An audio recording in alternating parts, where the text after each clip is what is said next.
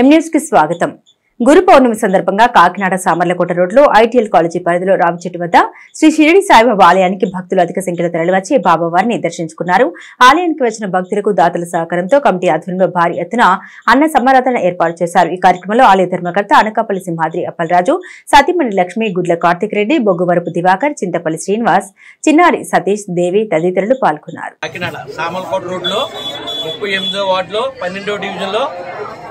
మన షిరిడి సాయిబాబా వారి ఆలయం నిర్మించడం జరిగిందండి.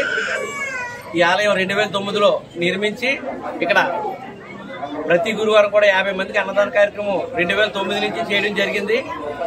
అప్పటి నుంచి ఇప్పటికి ప్రతి గురువారం కూడా 1000 మందికి అన్నదాన కార్యక్రమం చేయడానికి మా సహాయ సహకారాలు అందరూ కూడా, మా గ్రూప్ సభ్యులందరూ కూడా, మా గ్రూప్ సభ్యులతో కూడా అందరూ కూడా, మా భార్య కూడా బాబా వారికి ఎనలేని సహాయ సహకారాలు చేసి ఇప్పుడు ఈ రోజు గురు పౌర్ణమి సందర్భంగా 2500 మందికి భారీ ఎత్తున అన్నదాన కార్యక్రమం చేయడానికి సహాయ సహకారాలు అందరూ అందించారు.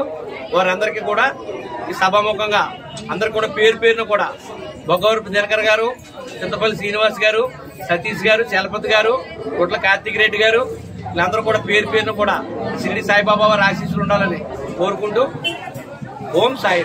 మరిన్ని తాజా వార్తా విశేషాల కోసం ఎం న్యూస్ ని సబ్స్క్రైబ్ చేయండి, మీ మిత్రులకు షేర్ చేయండి.